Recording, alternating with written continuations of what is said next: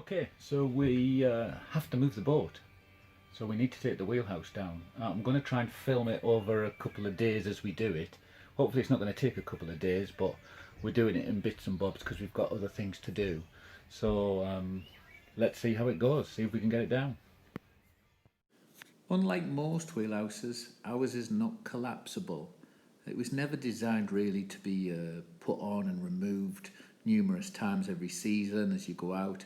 It was designed to be put on at the start of the winter and taken off in the spring to allow us to travel around.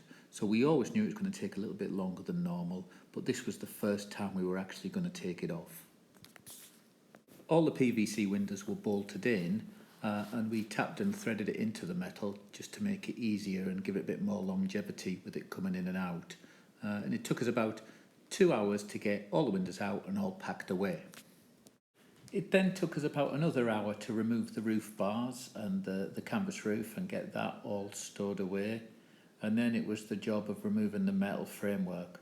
All quite manageable, apart from that front cross member, which needs two people, two strong guys to manhandle that, but the rest is all quite easy and sectional and came apart quite easy, thankfully.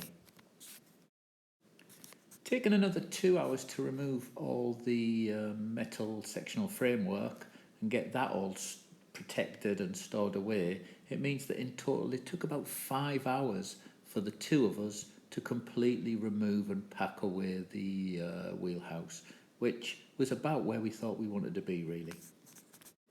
Thanks for watching and subscribing. Keep pressing the like button. Hope to see you soon.